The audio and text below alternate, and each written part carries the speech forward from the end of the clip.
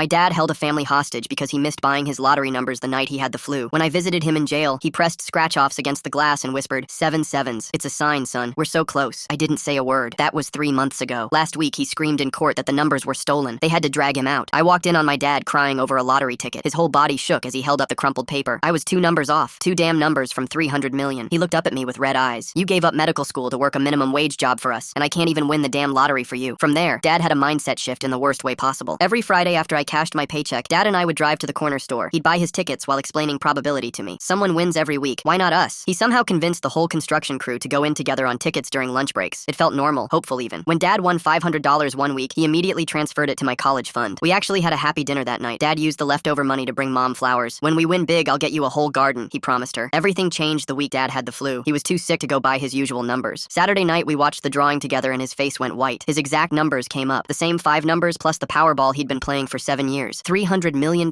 jackpot. Dad filled notebooks with number patterns and sequences after that. The universe was trying to tell me something, he'd mutter while scribbling. Mom started hiding the bills so he wouldn't see how behind we were. I'd sneak extra 20s into his wallet when he wasn't looking. He started skipping work to study his patterns. When his boss called, I covered for him. Yeah, he's sick. Real bad flu. 3 different stores banned him for harassing other customers. My uncle tried talking sense into him, but Dad just accused everyone of blocking his destiny. Then the news broke about the local teacher winning $77 million with a quick pick. Dad watched that winner's interview on repeat for 3 days straight. Those were my numbers, he kept saying. I was working a late shift at the warehouse when Mom called me panicked. Your father left 2 hours ago. He said he was getting what's his. I checked all the usual spots first. The corner store, the gas station. Then I remembered his obsession with the winner. I drove toward the teacher's neighborhood and saw the flashing lights from 2 blocks away. Police cars everywhere. Dad's car was parked on the lawn. My stomach dropped. A cop walked over when he saw me. You know the owner of that vehicle? I nodded. That's my dad. He sighed. You need to come with us, son. At the station, they put me in a small room with a detective. She turned her laptop toward me. This is from the victim's doorbell camera. I watched my father force his way into the house holding a kitchen knife. The detective fast-forwarded. He held the family hostage for 3 hours, demanding to know how they picked the winning numbers. She paused the video. The victim's elderly mother was visiting. She had a heart attack during the incident. My hands went numb. Is she? The detective shook her head. She didn't make it. They showed me evidence bags with Dad's notebooks. Pages covered in circled numbers and photos of the winner. One page just said, my numbers, over and over. They found $2,000 worth of lottery tickets in his car. All losers. The winner was in the hospital with defensive wounds from trying to protect his mother. When they finally let me talk to Dad, he was still clutching stolen scratch-offs. Check tomorrow's numbers, he said through the phone glass. 7 sevens. It's a sign, son. We're so close. I had to go home and tell Mom that her husband called someone. She collapsed on the kitchen floor. Had to call an ambulance for her too. The seizure lasted 10 minutes. The victim's mother's funeral was the hardest thing I've ever attended. The winner asked me why Dad thought he stole from him. I couldn't answer. After the service, the victim's kids cornered me in the parking lot. 2 sons and a daughter, all in their 30s. Our mother is dead because you didn't stop him. You're gonna pay for what you did. I thought they meant a lawsuit. I didn't realize they meant it literally. The next morning, someone knocked on my door at 6 a.m. I opened the door to find Catherine standing there, one of the victim's daughters. She held a manila envelope and her eyes were cold. Behind her stood her 2 brothers, Jonathan and Nathan. They pushed past me into my apartment without asking. Catherine threw the envelope on my coffee table. Photos spilled out. Pictures of me at work, at the grocery store, walking to my car. Some were taken from inside my workplace. My hands started shaking as I picked them up. Jonathan moved to block my front door while Nathan positioned himself by the kitchen. Catherine sat on my couch like she owned the place. She pulled out more photos from her purse. These showed my mother in her hospital bed taken through the window. I grabbed my phone, but Catherine knocked it from my hand. It skidded across the floor. Nathan picked it up and pocketed it. My heart pounded as I realized how trapped I was. They stayed for 2 hours. Catherine went through my mail, writing down account numbers. Jonathan searched my bedroom while Nathan watched me. They took photos of everything. My work schedule on the fridge, my car registration, even my prescription bottles. When they finally left, Catherine paused at the door. She dropped a business card on the floor. It was for a grief counselor with an appointment time written on the back. Tomorrow at 3 p.m., the same time as my shift at the warehouse. I called in sick the next day. My supervisor wasn't happy, but I couldn't risk missing whatever they had planned. The counselor's office was in a strip mall 40 minutes away. I sat in the parking lot for 10 minutes before going in. The waiting room was empty except for Nathan reading a magazine. He didn't look up when I entered. The receptionist called my name immediately. The counselor's office had no windows and only one door. Catherine sat behind the desk wearing a blazer. Official-looking certificates hung on the wall, but I couldn't read them from where I sat. She had a notebook open and wrote while I stood there. She made me wait 5 minutes before speaking. Then she listed every detail of my life, where I worked, how much I made, what time I left for work, which route I took, where I bought groceries. She knew about Mom's medical bills, about the second mortgage on the house, about my dad's debts. She slid a paper across the desk. It was a payment plan. $50,000 to be paid over 5 years. Weekly payments of $200. The memo line said, consultation fees. I pushed the paper back, told her I didn't have that kind of money. She pulled out her phone and showed me a video. Security footage from my warehouse. It showed me putting a box in my car. The timestamp was from last week. The box had damaged goods meant for disposal. Expired energy drinks the manager said we could take. But on video, it looked like theft. She had more videos. Me clocking in 2 minutes late, taking an extra 5 minutes on break. Small violations that could add up. She gave me a week to think about it. Said her brothers would be checking in. Told me not to change my routine. Not to tell anyone. Not to go to the police. Then she stood up and left through a back door I hadn't noticed. Nathan was gone when I came out. My car had a flat tire. The spare was flat too. I had to call a tow truck and wait 2 hours. The driver said both tires tires had been punctured with something thin, like an ice pick. Over the next days, they made their presence known. Jonathan would be at the gas station when I filled up. Nathan appeared in the grocery store aisles. Catherine's car would be parked outside my apartment at random times. My work locker was relocated 3 times that week. Each time my things were slightly disturbed. Nothing missing, but everything touched. My time card went missing twice. Had to explain to HR why I needed replacements. They knew my schedule, but started disrupting it. Construction cones appeared blocking my usual route to work. My apartment building's parking lot would be full when I came home, forcing me to park blocks away. Small inconveniences that added up. The weekend brought escalation. I woke Saturday to find my car battery dead. Jump-started it only to discover sugar in the gas tank at the mechanic. The repair would cost $800 I didn't have. Sunday morning, someone had changed my mailbox lock. The post office was closed. I'd have to wait until Monday to get my mail. Mom's insurance statements were in there. Bills that couldn't wait. I borrowed a neighbor's phone to check my voicemail. 17 missed calls from Mom's hospital. Her insurance had been flagged for review. They needed documentation I couldn't access without my mail. Monday, I missed work dealing with the post office. My supervisor gave me a final warning. The mailbox contained past due notices I'd never seen. My car insurance had lapsed. The registration was expired. Tickets I'd apparently gotten were going to collections. Catherine appeared at the warehouse during my lunch break. She sat in her car watching me eat in the break room. When I went back to work, my station had been reassigned. Had to spend an hour with the floor manager sorting it out. That night, I found Jonathan in my apartment building's laundry room. He was folding clothes that weren't his. My clothes. He'd washed them with something that turned everything pink. Work uniforms I couldn't afford to replace. Nathan started showing up at Mom's hospital. He'd sit in the lobby reading newspapers. Sometimes he'd be in the cafeteria when I went for coffee. Never spoke. Never made eye contact. Just there. The counselor appointment cards kept coming. Tucked under my windshield. Slipped under my door. Hidden in my work locker. There's something deeply calculated about how these 3 siblings operate that makes me wonder what their real endgame is here. Catherine knowing every detail of his finances, work schedule, even the expired energy drinks. That level of surveillance takes serious planning and resources. All for the same time as my shifts. All at different locations across town. My credit card was declined at the grocery store. The bank said there'd been suspicious activity. Multiple small charges from places I'd never been. Had to cancel the card and wait for a new one. Couldn't buy groceries that week. Work started scheduling me for different shifts without telling me. I'd show up for my regular time to find I wasn't on the roster. The manager said I'd requested the changes. Forms I'd never filled out appeared in my file. The harassment felt endless but stayed just within legal bounds. Nothing I could prove. Nothing police would take seriously. Just 3 grieving adults making my life impossible in small, deniable ways. By the 3rd week, I was exhausted. Missed shifts meant smaller paychecks. Car repairs drained my savings. Mom's medical bills piled up. The payment plan Catherine offered started looking like my only option, but I knew paying wouldn't end it. They didn't want money. They wanted me to suffer like they were suffering. Wanted me to feel responsible for their mother's death. Wanted to destroy my life piece by piece. I started documenting everything. Took photos of Catherine's car outside my building. Recorded Jonathan in the laundry room. Kept the appointment cards. Built a file of their harassment, but knew it wasn't enough. The breaking point came when they targeted Mom directly. Her hospital room was moved without notice. Her medications were questioned by insurance. Her doctors received anonymous complaints about my ability to make her medical decisions. I found Catherine in Mom's new room one evening. She was reading Mom's chart, making notes. Mom was sedated and didn't see her. Catherine left when I entered, but the damage was done. The next morning, Mom's primary doctor wanted to discuss her care. Someone had raised concerns about neglect, suggested I was mismanaging her treatment, implied I might be after insurance money. The investigation would take weeks. That night, I sat in my car outside the warehouse. Couldn't face another shift where everything would go wrong. Couldn't go home where they'd be watching. Couldn't visit Mom without making things worse. My phone buzzed with another appointment reminder. This time, the address was familiar. The house where their mother died, where my father had destroyed everything. They wanted me to come back to where it started. I drove there against my better judgment. The house was dark except for one window. The front door was open. I could see Catherine's car in the driveway. Jonathan's truck parked across the street. Nathan's motorcycle by the garage. They were all waiting inside. The living room where Dad had held them hostage, where their mother had collapsed, where everything went wrong. They'd arranged 3 chairs facing one. My chair had a box on it. The box contained every piece of harassment they'd orchestrated. Every photo, every document, every receipt, proof of everything they'd done to me over the past 3 weeks. All organized, all labeled, all pointing back to them. Catherine explained while her brothers stood guard. They wanted me to understand what it felt like, to lose control, to watch your life fall apart, to be helpless while someone destroyed everything you cared about. But they'd made one mistake. In their grief and anger, they'd created evidence. Real evidence. The security footage Catherine showed me also showed her. The appointment cards had fingerprints. The changed documents had digital trails. I realized they wanted me to know it was them, wanted me to feel targeted and helpless. But in doing so, they'd given me what I needed. Proof of stalking, harassment, fraud. Everything I couldn't prove before was right here. They thought showing me would break me, make me give up, accept that I deserved this for not stopping Dad, but they'd miscalculated. They'd given me the tools to fight back, to protect Mom, to reclaim my life. I sat in that chair holding the box of evidence, my mind racing through possibilities. Catherine watched me process what they'd shown me, her expression unreadable. Jonathan shifted his weight near the door, while Nathan remained perfectly still by the window. The silence stretched until Catherine finally stood and walked to the mantel where family photos still sat. She picked up one showing her mother smiling at a birthday party. She set the photo down and turned back to me. Her brothers moved closer as she explained their next phase. They weren't done with just harassment. They wanted complete destruction of my life, methodical and thorough. She outlined their plans while I gripped the box tighter. They would escalate until I had nothing left. No job, no home, no way to care for Mom, unless I signed their payment agreement and admitted fault for not stopping Dad. I left their house with the box under my arm and their ultimatum ringing in my ears. 1 week to decide. Sign and pay, or watch them systematically destroy everything. The evidence they'd given me felt like both a weapon and a trap. They knew I couldn't go to police without explaining why they targeted me. me. The connection to Dad would make me look complicit. Back at my apartment, I spread everything across my kitchen table. Photos, documents, receipts. Hours passed as I cataloged each piece. My notebook filled with dates, times, connections. Patterns emerged in their harassment. Catherine handled the financial attacks. Jonathan focused on physical intimidation. Nathan specialized in psychological pressure. They'd coordinated perfectly. My phone rang at 3 a.m. The warehouse supervisor needed me to come in immediately. There'd been an incident with my locker. I dressed quickly and drove through empty streets. The parking lot had 2 police cars when I arrived. My supervisor met me at the door looking grim. Someone had planted stolen merchandise in my locker. Expensive electronics from our high-value storage area. Security footage showed a figure in dark clothing accessing my locker after hours. The face wasn't visible, but the build matched mine. My supervisor knew something felt wrong, but company policy required police involvement. The officers took my statement while I watched my job disappear. Without camera footage proving my innocence, suspension was mandatory pending investigation. My supervisor apologized, but his hands were tied. I cleaned out what remained in my locker under police supervision. 3 years of perfect attendance meant nothing now. I spent the rest of that night awake, staring at the evidence box. They'd cost me my income just as Mom's medical bills peaked. The calculated cruelty of it made my chest tight. By morning, I'd made my decision. I wouldn't sign their agreement. I wouldn't admit to something I didn't do, but I also couldn't let them destroy Mom's care. The next phase required careful planning. I started by visiting Mom during off hours when the siblings wouldn't expect it. Her condition had stabilized, but she needed consistent treatment. I spoke with her nurses about the recent disruptions. They'd noticed strange calls and requests, but hadn't connected them. I asked them to document everything unusual going forward. My apartment building's security cameras became my next focus. The manager, an elderly woman who'd known me for years, let me review footage after I explained my stalking situation. We found clear shots of all 3 siblings entering the building at various times. She agreed to save the recordings and change the entry codes. Finding work proved harder than expected. Every application seemed to hit mysterious snags. References couldn't be reached. Background checks flagged issues that didn't exist. One hiring manager called me directly, confused why my previous employer listed me as terminated for theft when I'd told him I was suspended. Someone had been making calls, spreading lies. I started applying under variations of my name, using friends' addresses, anything to bypass their interference. A small moving company finally hired me for cash under the table. The pay was terrible, but it kept gas in my car and food on my table. The physical labor felt good after weeks of helpless frustration. Catherine escalated next. Official-looking letters arrived claiming I owed various debts. Medical bills for Mom that I'd already paid. Utility bills for addresses I'd never lived at. Collection notices for credit cards I'd never opened. Each required hours on the phone to dispute. Time I didn't have between moving jobs and hospital visits. One afternoon while loading a truck, I spotted Nathan across the street. He leaned against a building, watching. When our eyes met, he smiled and waved. My coworkers noticed my tension, but I couldn't explain. He stayed there for an hour, just watching me work. The message was clear. They knew where to find me. Jonathan's approach was more direct. I came home to find my apartment door slightly open. Nothing was missing, but everything had been touched. Furniture moved inches from where it belonged. Kitchen cabinets reorganized. Bathroom items rearranged. The violation of it made my skin crawl. He wanted me to know he could enter whenever he pleased. I installed new locks that night, added a security bar, set up a basic camera system using an old phone. It felt like preparing for siege, but I had no choice. The next morning, scratches covered my door around the locks. Fresh tool marks showed multiple attempts to enter. My preparations had frustrated them. Good. The financial pressure mounted daily. Mom's insurance company demanded documentation I'd already submitted 3 times. Each time I sent it, they claimed it was incomplete or incorrect. I recognized Catherine's hand in the bureaucratic nightmare. She knew exactly how to manipulate systems to cause maximum frustration. My car became their next target. Sugar in the gas tank had been expensive. Now they got creative. Loosened lug nuts that I caught during my daily inspection. These siblings turned grief into a masterclass in coordinated chaos. Catherine handles paperwork nightmares, Jonathan picks locks like it's his hobby, and Nathan just stands there being creepy for fun. Brake fluid puddle that appeared overnight. GPS tracker hidden under the bumper. Each discovery required money I didn't have for repairs. I started parking blocks away and walking. The psychological games intensified. I'd find photos of Dad's victim's mother tucked under my windshield. Newspaper clippings about the crime appeared in my mailbox. Once, I came home to find a lottery ticket taped to my door. The numbers matched Dad's obsession. They wanted me broken by guilt. Work at the moving company became my only refuge. The physical exhaustion helped me sleep. My co-workers, mostly men with their own troubled pasts, didn't ask questions. They noticed when I checked over my shoulder too often but said nothing. The cash payments meant no paper trail for the siblings to follow. 3 weeks into the job, Catherine found me anyway. She stood by our truck at a delivery site, dressed professionally like she belonged there. She watched me carry boxes, making notes in her phone. When I passed close, she mentioned Mom's upcoming treatment schedule. Details she shouldn't know. The threat was implicit. That night I visited Mom again. She was awake this time, confused but lucid. I held her hand while monitors beeped steadily. She asked about Dad, not remembering what I'd told her. I lied and said he was fine. The truth would only hurt her recovery. She squeezed my hand and told me I was a good son. The words nearly broke me. A nurse pulled me aside afterward. She'd documented several strange incidents. Calls asking about Mom's condition from people claiming to be family. Visitors who left when questioned. Someone had even tried to access Mom's medical records using my name. The hospital was increasing security, but the attempts were concerning. I gave the nurse photos of the 3 siblings, asked her to alert security if any of them appeared. She promised to spread the word among the staff. It felt like a small victory in a losing war. At least Mom would be protected even if I couldn't protect myself. The evidence box became my obsession. Late nights spent organizing, cross-referencing, building a timeline. I photographed every piece and stored copies in multiple locations. If something happened to me, someone would find the truth. The paranoia felt justified given their escalating tactics. My phone rang during a particularly difficult move. Mom's doctor needed to speak with me urgently. My chest tightened as I rushed rushed to the hospital. The investigation into my care had concluded. While they found no negligence, the disruption had affected Mom's treatment schedule. She needed additional procedures that insurance might not cover. Catherine was behind this too. Her questions and complaints had created enough doubt to trigger reviews and delays. Each bureaucratic step cost time Mom didn't have. I sat in the hospital financial office staring at numbers I couldn't afford. The administrator sympathized, but policy was policy. I sold everything valuable I owned. My laptop, television, anything that could bring cash. Posted ads for furniture I'd inherited from grandparents. Each sale felt like losing another piece of my history, but Mom needed treatment more than I needed things. The money barely made a dent in the bills. Jonathan appeared at one of my furniture sales. He bought my grandmother's rocking chair, overpaying with a smirk. Watching him load it into his truck felt like swallowing glass. He knew exactly what that chair meant to me. The cruelty was precise, calculated to hurt beyond the monetary loss. Nathan's pressure took a different form. He started showing up at Mom's treatments, never entering her room but always visible in hallways. He'd sit where I'd have to pass, reading the same newspaper for hours. The nurses noticed, but he never did anything they could report. Just a man visiting someone at the hospital. My moving company boss pulled me aside after a month. Someone had called asking questions about me, mentioning theft at my previous job, suggesting I might not be trustworthy around valuable items. He didn't believe them, but wanted me to know. The calls were affecting his business. He might have to let me go. I worked harder, hoping to prove my value. Arrived early, stayed late, took the difficult jobs others avoided. But more calls came. Complaints about my work that didn't match reality. Claims I'd damaged items that were pristine. My boss's expression grew more strained each time we talked. The breaking point approached rapidly. Bills accumulated faster than I could pay them. Mom needed medications I couldn't afford. My apartment rent was overdue. The siblings' harassment had achieved its goal. I was drowning, exactly as they'd planned. The payment agreement Catherine offered started looking like my only option, but something shifted in me during those dark weeks. The constant pressure had worn me down, but also hardened something inside. I stopped feeling guilty about Dad's actions, stopped accepting blame for things beyond my control, started getting angry instead. They wanted to destroy an innocent person out of misplaced grief. I began fighting back in small ways. When Jonathan followed me, I led him on pointless drives that wasted his gas. When Nathan appeared at the hospital, I alerted security about a suspicious man. When Catherine called my workplace, I had coworkers answer saying I wasn't there. Petty victories, but they felt good. The evidence box grew with my own documentation, photos of them stalking me, recordings of their harassment, witnesses who'd seen their behavior. I built my own case while they built theirs. The difference was, mine was defensive. I just wanted them to stop. They wanted complete destruction. My boss finally had to let me go. The calls and complaints had cost him 2 clients. He paid me cash for my last week and wished me luck. I understood. He had his own business to protect. Another job gone, another income source eliminated. The siblings were winning their war of attrition. I sat in Mom's hospital room that night watching her sleep. The machines keeping her stable cost more per day than I'd made per week. Insurance covered some, but not enough. The bills would force me to lose the apartment soon. Then what? Live in my car while they continued their assault? How long before they took that too? Catherine must have sensed my desperation. She appeared at the hospital the next morning with a new offer. The payment plan could be reduced if I publicly admitted responsibility for not stopping Dad. A letter to the local paper. A statement taking blame. She'd even written it for me. All I had to do was sign. I read her prepared statement in the hospital cafeteria. It painted me as negligent, complicit in Dad's breakdown, someone who chose to enable instead of intervene. Every word was crafted to destroy my reputation while absolving them of harassment. Legal language protected them from any retaliation. The paper felt heavy in my hands. Signing meant admitting to lies but keeping Mom's care funded. Refusing meant watching her suffer while I fought a battle I couldn't win. They'd orchestrated this moment perfectly. Every action had led to this impossible choice. Sign and live with the shame, or refuse and live with the consequences. I folded the paper and put it in my pocket. Told Catherine I needed time to think. She smiled, knowing she'd won. Gave me 48 hours before the offer expired. After that, the harassment would escalate beyond anything I'd experienced. The threat in her eyes was clear. This was their mercy. Take it or face worse. Walking through the hospital corridors, I felt the weight of everything crushing down. Dad's obsession had started this, but the siblings had turned it into something monstrous. Their grief had twisted into cruelty. They needed someone to blame, and I was the only target left. Fighting them was destroying me, but giving in meant accepting their lie. I spent that night reviewing everything in the evidence box one more time. Their meticulous documentation of their own crimes, my counter-documentation of their harassment, 2 parallel cases built on pain and anger, neither of us backing down, neither willing to stop. The cycle had to break somehow. The answer came while staring at their photos of me. In every image, I looked exhausted, defeated, broken. They documented my destruction thinking it showed their victory, but it also showed something else. The systematic nature of their campaign, the coordination required, the resources they'd invested in destroying one person. I stared at the evidence box for hours that night, formulating a plan. The siblings had documented everything meticulously, thinking it proved their power over me, but they'd also created a paper trail of criminal harassment. Every photo, every forged document, every recorded incident could work against them if presented correctly. The next morning, I made copies of everything at a 24-hour print shop. 3 complete sets of their harassment documentation. 1 for safekeeping, 1 for my plan, and 1 backup hidden at a friend's place. The clerk didn't ask questions about the strange collection of photos and documents, just took my cash and handed me the copies. My first stop was Catherine's workplace. I'd researched where she worked during my documentation phase, a mid-sized accounting firm downtown. Professional reputation meant everything in her field. I arrived during lunch hour when the office would be busiest. The receptionist looked up as I entered, carrying a large envelope. I asked for Catherine's supervisor by name, information I'd gathered from the company website. When asked about the nature of my visit, I simply said it concerned Catherine's conduct outside of work that could affect the firm's reputation. The supervisor agreed to see me after a 20-minute wait. His office had glass walls, visible to the entire floor. Perfect. I spread out select pieces of evidence across his desk. Catherine Catherine's workplace strategy feels oddly specific. Why did he pick the lunch hour unless he knew exactly how that office operated from watching her? This careful timing and the glass walls detail suggests he's been planning this particular move for quite some time. Photos of Catherine stalking me, the forged counselor appointment cards, documentation of her harassment at my workplace, the fraudulent debt letters she'd sent. His expression changed as he reviewed each item. I explained the situation calmly, focusing on facts rather than emotion. Catherine had been systematically harassing me for weeks. I had proof. I wasn't asking for her termination, just for him to be aware of her activities. The firm's reputation could suffer if her behavior escalated or became public. Catherine walked past the office as I was leaving. She saw the papers on her supervisor's desk, saw me shaking his hand. Her face went pale. She rushed toward the office, but I was already at the elevator. The last thing I saw was her supervisor's serious expression as she entered his office. Jonathan's construction company was next. Blue-collar environments handled things differently than corporate offices. I found the job site where he was working from social media posts he'd made. Waited until the crew took their afternoon break. I approached the site foreman with a different strategy. Showed him photos of Jonathan breaking into my apartment, the damaged locks, his presence in my building's laundry room destroying my property. Construction workers valued trust and reliability. A crew member who committed breaking and entering reflected poorly on the entire company. The foreman studied the evidence with growing concern. He called Jonathan over. I watched Jonathan's confident stride falter when he saw me standing with his boss. The foreman held up the photos, asking for an explanation. Jonathan's co-workers gathered around, curious about the commotion. I left while Jonathan stammered excuses. Several workers were shaking their heads. One mentioned something about background checks. Another wondered aloud what else Jonathan might be hiding. The damage to his reputation was immediate and public. Nathan proved trickier. He worked freelance, no employer to approach. But I'd noticed something during my research. He was active in online photography communities, proud of his work. His portfolio website listed upcoming gallery shows where his work would be displayed. I created a simple website documenting Nathan's harassment, with a focus on his stalking photography. Every photo he'd taken of me without consent, the times and dates, the invasion of privacy. I made sure the site was factual, not defamatory, just a clear presentation of his behavior. Then I printed business cards with the website address and a brief description. Nathan, last name's stalking photography project. I arrived early at his gallery opening that weekend, placed cards discreetly near the guest book, the wine table, anywhere visitors might notice them. Within an hour, people were pulling up the website on their phones. Whispered conversations spread through the gallery. Nathan noticed the shift in atmosphere. When he realized what was happening, he tried to collect the cards, but more kept appearing. Gallery visitors were comparing his artistic work to his stalking photos. The exhibition ended early. The siblings' coordinated harassment began falling apart. Catherine faced disciplinary action at work. Jonathan lost his position on the construction crew. Nathan's reputation in the photography community was damaged. They'd wanted me to feel powerless. Instead, I'd use their own evidence to expose their behavior to people who mattered to them, but they weren't finished. The 48-hour deadline for Catherine's offer passed. I expected escalation, but not what came next. They targeted the moving company where I'd briefly worked, not with calls this time, but by showing up as customers. They hired the company for a large moving job, specifically requesting me as part of the crew. My former boss called, desperate. It was a big contract he couldn't afford to lose. Could I help out just this once? I agreed, sensing a trap, but needing to see their next move. The job site was a house in foreclosure, empty, isolated, perfect for whatever they planned. The siblings were all there when we arrived. They directed us to load boxes from the garage, heavy ones they'd pre-packed. My coworkers started loading while I stayed alert. Halfway through the job, Catherine announced items were missing from the boxes, valuable items. She demanded to search our truck. My coworkers protested, but she threatened to call the police. Said she had security footage of us stealing. The same false accusation pattern, but this time targeting innocent coworkers. I pulled out my phone and started recording. Announced clearly that I was documenting the false accusations. Catherine tried to grab my phone, but I stepped back. I stated for the recording that this was part of their ongoing harassment campaign, that I had evidence of their previous false accusations. My former boss arrived, alerted by my text. He'd brought the actual police with him, explaining the situation on the way. The officers separated everyone for questioning. I provided them with copies of my harassment documentation. The siblings' story fell apart when they couldn't produce any actual evidence of theft. The police issued warnings about false reports. My coworkers were furious about being used as pawns. The moving company banned the siblings as customers, and word spread to other local companies. Their attempt to frame me had backfired spectacularly. Mom's condition improved enough for discharge planning to begin. The hospital social worker helped me navigate insurance appeals. We documented how the siblings' interference had disrupted her care. The insurance company reversed several denials when presented with evidence of deliberate sabotage of their processes. I found a new job through the hospital's employment assistance program, night custodial work that let me visit Mom during the day. The pay was better than the warehouse with actual benefits. The siblings couldn't infiltrate a hospital's hiring process as easily as smaller businesses. They made one final attempt at control. I came home to find an envelope under my door. Legal letterhead this time. They were threatening to sue me for defamation over the website about Nathan. The letter demanded I remove it immediately or face legal action. I took the letter to the hospital's legal aid clinic. The volunteer attorney reviewed my documentation and laughed. Truth was an absolute defense against defamation. Every claim on the website was backed by evidence. Their letter was just another intimidation tactic. She helped me draft a response that made clear I would countersue for harassment if they pursued legal action. The siblings went quiet after that. No more stalking, no more interference at work, no more false accusations. They'd learned that their grief didn't give them the right to destroy my life, that I wouldn't accept blame for Dad's actions, that I could and would defend myself. Mom came home 3 weeks later, weak but stable. I'd converted the living room into a recovery space, medical equipment covered by insurance after appeals, visiting nurses to help with care, a chance at recovery that had seemed impossible during the worst of the harassment. I kept the evidence box, added the legal threats and final documentation, a complete record of what grief could twist people into. to. How 3 adults had convinced themselves that destroying me would somehow ease their pain. How they'd failed. The siblings vanished from my life as suddenly as they'd appeared. No apologies. No acknowledgement of what they'd put me through. Just absence. I heard through others that Catherine left her job. Jonathan moved to another state. Nathan closed his photography business. Sometimes I'd catch myself checking over my shoulder, looking for familiar faces in crowds, old habits from weeks of being stalked. But gradually, the hypervigilance faded. Life settled into new routines. Work, mom's care, slow financial recovery. The lottery tickets Dad had been clutching when arrested still sat in an evidence bag somewhere. Worthless paper that had destroyed so many lives. I never bought a single ticket. Never would. Some lessons came at too high a price to forget. Mom never fully understood what happened while she was hospitalized. I kept the details vague, focusing on her recovery instead. She knew Dad was gone, that something terrible had occurred, but the full truth about the siblings' campaign would only hurt her. Some burdens were meant to be carried alone. 6 months later, I was mopping the hospital corridor when I saw a familiar face. The lottery winner Dad had attacked. He was visiting someone, walking slowly but steadily. Our eyes met. He nodded, a small acknowledgement of shared tragedy. Then he continued down the hall. I finished my shift that night thinking about cycles of pain, how Dad's obsession had rippled outward, touching so many lives, how the siblings had chosen to continue that cycle, how I'd chosen to break it, not through forgiveness or understanding, but through simple refusal to be destroyed. The evidence box sat in my closet, a reminder of how quickly life could spiral into darkness, but also proof of survival, of fighting back, of refusing to accept blame for others' choices. The siblings had wanted me broken. Instead, they'd taught me my own strength. Mom needed help with her evening medications when I got home. I prepared her pills, helped her eat dinner, listened to her talk about the birds she'd watched through the window. Simple moments that had almost been stolen by 3 people's misdirected rage. They were out there somewhere, living with the consequences of their choices, just as I lived with mine. The difference was, I could sleep peacefully, knowing I'd never targeted innocence in my pain, never tried to destroy someone who'd already lost everything, never let grief turn me into someone monstrous. The harassment had ended not with grand gestures or dramatic confrontations, but through steady resistance, through refusing to accept their narrative, through exposing their actions to natural consequences. They'd wanted a victim. They'd found a survivor instead. What a ride, honestly. Appreciate you letting me toss in my 2 cents along the way. Subscribe for more content like this. Catch you on the flip side.